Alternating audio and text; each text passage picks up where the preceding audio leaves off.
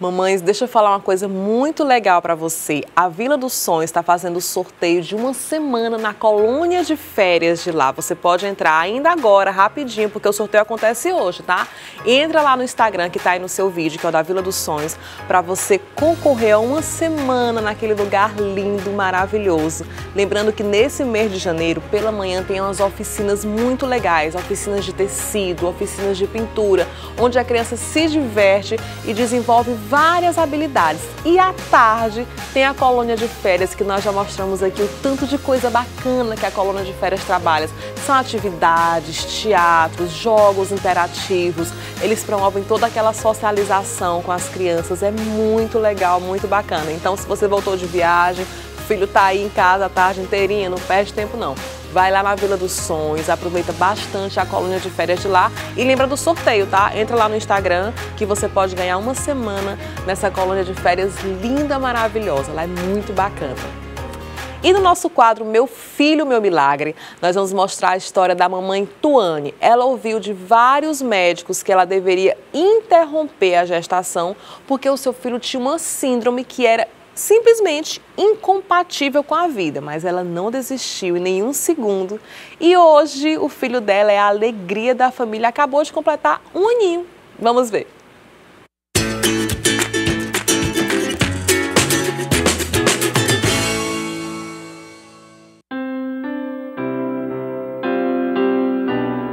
Oi, a gente veio contar a história do Luiz Guilherme, que é o segundo filho da Tuane.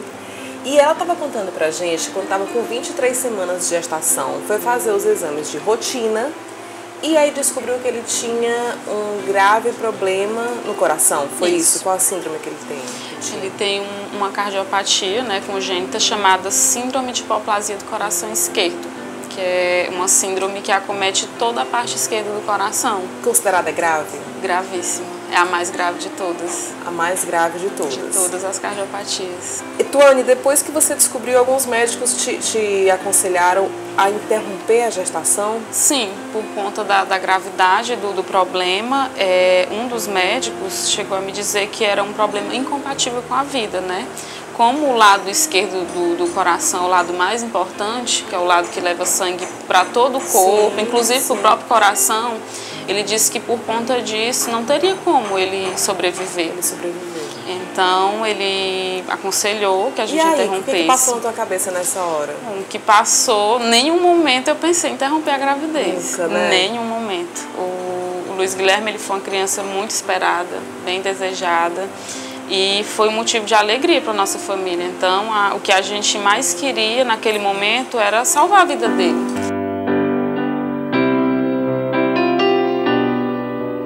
E aí, com 4 dias de nascido, ele fez uma cirurgia? Fez a primeira cirurgia, né? Para esse problema que ele tem, é esperado a programação, né? São 3 cirurgias. Cirurgias bem delicadas, que precisa de um longo tempo de internação. Assim, não tem como prever o tempo que vai ficar no hospital. Depois disso, com 20 dias, ele entrou em coma? Entrou. Ele teve uma reação com a medicação que ele tomou, né? Foi um pós-operatório bem delicado, ele teve algumas intercorrências, convulsões, teve que fazer cateterismo. Nossa, imagina, convulsão tão pequenininho, gente. E aí, um dos remédios que ele tomou deu uma certa reação, né, nele. E uma dessas reações foi o nível de amônia levado no organismo, que é como se fosse um veneno, principalmente para a parte neurológica. E aí, por conta dessa amônia, ele tinha que fazer uma hemodiálise de urgência, e ou fazia ou ele morria.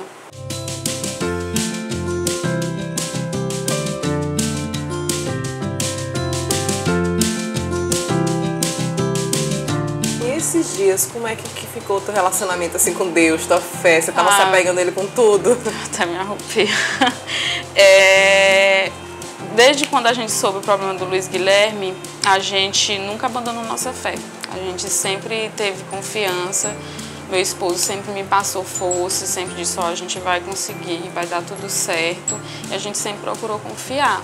Mesmo tendo consciência da gravidade do problema, que era um problema realmente bem grave, mas assim, a gente procurou se apegar com os casos de sucesso. A gente Os médicos diziam que eles teriam, tipo, quanto tempo de vida? Bom, sem a cirurgia, 95% dos bebês morrem antes de completar o primeiro mês de vida, se não fazer nenhuma intervenção cirúrgica. E assim, lá em São Paulo, como era referência, eles me davam 80% de chance dele sobreviver.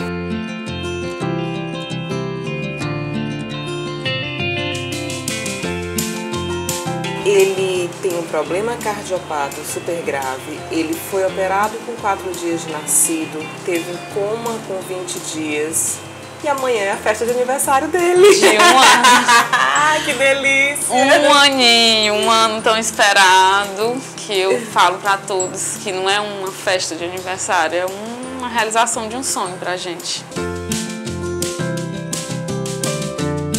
Que a gente, em alguns momentos, pensou até que não ia estar com ele. E uma das coisas que eu mais pedia é que 1 ano dele a gente não tivesse dentro de um hospital. Luiz Guilherme, a alegria daqui de casa, a alegria para todo mundo. Todas as pessoas que têm a oportunidade de conhecer ele meio que marca, assim, aquela pessoa, porque ele é uma criança altamente cativante. Se você também tem uma história linda para contar pra gente, manda um e-mail para papamãe@cidadeverde.com. Eu tenho o maior prazer, eu amo contar essas histórias lindas de superação de crianças que passaram por esse perrengue e que hoje estão aí, mostrando que Deus é maravilhoso, né? Deus é perfeito. Obrigada. Eu que agradeço.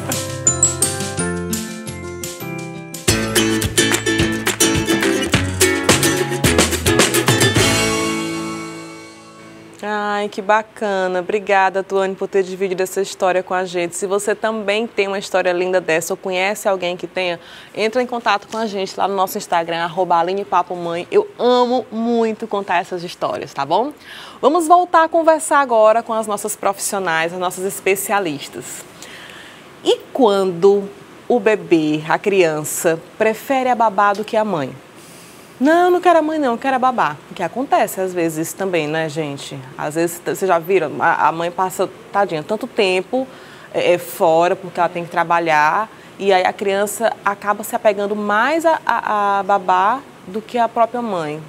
Como lidar? Assim, fica, por um lado, algumas mães até relatam que ficam tranquilas porque sabem que isso é sinal de que a babá está cuidando muito bem do filho e que ele gosta muito dela. Ok. Mas e aí? Assim, quero ouvi-las agora como psicóloga. Assim, como é que a gente pode, como é que as mães devem lidar nesse momento? Pode chorar? Pode chorar, né? Tá incomodando. Mas aí ela precisa fazer alguma coisa, tá? Eu preciso ter um momento, quando eu chego em casa, de fortalecer o vínculo com essa criança. A criança, você fortalece o vínculo com ela estando perto, brincando, participando da brincadeira com ela, indo para o chão, rolando no chão com ela. É isso que faz a proximidade. Então, se ela está sentindo que existe esse distanciamento, ela tem que procurar uma alternativa de fazer com que aquele momento com o filho seja mais otimizar próximo, esse tempo, né? mais íntimo, seja mais divertido para a criança. Eu acho que é por aí que ela tem que... Entendi. Vamos falar agora, nós falamos no primeiro bloco, nós mostramos, né, o caso super lindo em que a avó cuidou bastante tempo dos filhos, dos netos, desculpa, mas aí nem sempre é assim. A gente sabe que o conflito de gerações ele existe, muitas vezes a avó que vai cuidar, ela quer lá, bom, eu criei meus filhos assim e vou criar os netos assim também, né? E aí tem uma outra geração, tem uma outra cultura, tem o pai envolvido na história também. Como lidar com isso, minha gente, com esse conflito? Pode nos dar dicas? Diga, Iana. Sim. É sempre bom pedir que os pais conversem e entendam também o lado dos avós. Por quê? Os avós, eles são de uma geração e os pais de outra, e os netos de uma outra geração. Então, o que acontece? Nesse momento, há um embate. Porque eu quero dessa forma, mas eu fiz dessa forma e deu certo. Os avós sempre falam. Então, eles têm que conversar o que é melhor para o meu filho. Foi bom comigo naquele tempo, hoje mudou, eu preciso dessa responsabilidade. Os filhos são minha responsabilidade, primeiramente, e eu aceito sua ajuda, mas vamos combinar, vamos fazer dessa forma e criar combinados, porque o atrito ele só vai atrapalhar. Então, tem que ser um combinado entre os pais e os avós. O que é acordado não sai caro, né? A gente fala muito exatamente, isso. é o combinado. Também concordo com a Iana tá falando. Tem que ter um combinado, né? Eu acho que esse conflito existe. O Matheus, que é o seu filho mais meu velho. filho mais velho, às vezes ele fala, porque vó, né, mãe com açúcar, né, quer passar a mão, agradar, e às vezes ele usa isso e diz pra mim assim, mas você tem que obedecer à sua mãe tá dizendo que eu posso fazer tal coisa. Gente, já pensou? Marina, como lidar? Na cabeça da criança, como é que funciona isso? Porque assim, a mãe tá dizendo uma coisa, vai que a avó chega e desmoraliza. Até é importante falar para as vós, porque às vezes pode ser que elas estejam fazendo isso sem perceber, né? E na cabeça da criança, pode ser prejudicial? Ela vê que não existe essa fortaleza, assim, né? Lá de cima, a mãe diz uma coisa, a avó diz outra, ela pensa, isso aqui não tem regra não. O que se passa nesse momento? Não, você precisa conversar com a criança, né? Com a mãe, com a sua mãe, com o seu pai, com o sogro, a sogra, né? Na verdade, com o sogro e a sogra é melhor que o marido converse, para poder ficar mais tranquilo, né? Porque você vai dizer, a sogra pode achar que ela pode ficar com raiva do filho que passa, mas da nora, minha amiga, não passa, né? Pois é, melhor o filho conversar. Mas o ideal é o diálogo, a gente precisa conversar sobre tudo. Tanto eu preciso conversar com minha mãe e o meu pai sobre como eu quero cuidar do meu filho, tratar, como eu preciso dizer para o meu filho que eu sou a mãe dele e que ele vai ser cuidado e obedecer às regras que a gente combinar dentro da nossa casa, né? Tem que estar tudo muito alinhado. E não dos avós, né? Isso é tão complicado, é tão complexo que nós conhecemos algumas mães que elas simplesmente deixaram de trabalhar. Gente, olha, eu tentei, não tenho mãe, não tenho sogra que possa cuidar do filho, eu não vou botar nenhuma creche, não me identifiquei, não achei nenhum babá. E eu conheço algumas mães, a gente não conseguiu, infelizmente, trazê-las aqui por conta de agenda, algumas estavam viajando, mas eu tenho algumas amigas que elas deixaram de trabalhar mesmo e se dedicaram única e exclusivamente para aquele filho, né? E como a gente falou no bloco passado, nem essa saída talvez seja a mais adequada, porque às vezes a mãe precisa de um tempo também para ela. Vocês acham que isso faz algum sentido? Eu acho que a mãe precisa de um tempo para ela, a mãe precisa de um tempo com o marido dela. No caso de você ter uma babá disponível em casa, outra vantagem é a vida social do casal, né? Pode pagar uma hora extra para aquela babá em um dia, para você poder sair à noite, ir uma festa, assistir um cinema com as amigas também, né? É saudável para a mãe, é saudável para o casal e também é saudável para a relação com a criança, você ter esse tempo seu. E uma outra vantagem de babá é que, na teoria, você deixa a ordem, mesmo que ela não concorde, ela, teoricamente, tem que agir, né?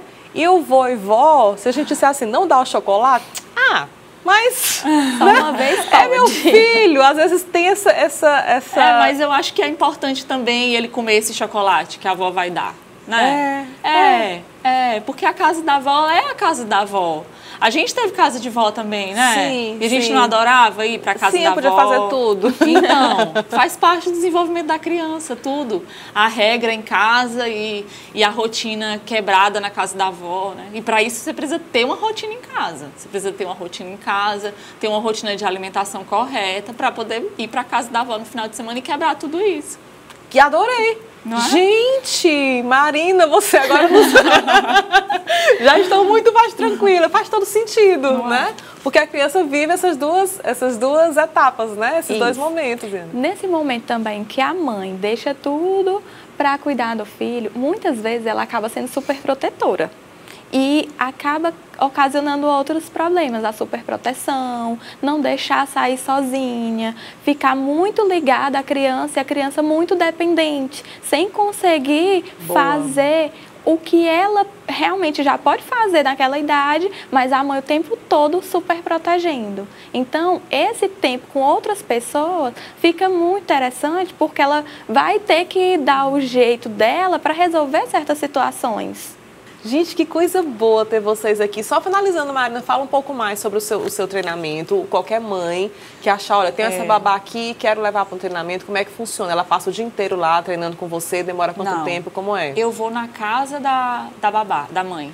Você vai na casa da mãe? O treinamento é em domicílio, porque esse método é um método de treinamento de uma moça de São Paulo, a Mariana Machado, que ela desenvolveu o método de treinamento dela e eu sou parceira autorizada, representar o método Dona Mãe aqui em Teresina. Entendi. No método, eu vou até a casa da mãe, faço treinamento lá, de acordo com a necessidade daquela família, daquela mãe. E aí a mãe te passa um briefing, assim, do que ela quer. O que ela quer, qual a dificuldade que ela tem. Por isso que é importante que a babá já tenha algum tempo na casa, pelo menos um mês já a babá na casa, para que a mãe já conheça e já saiba onde ela gostaria que fosse melhorado.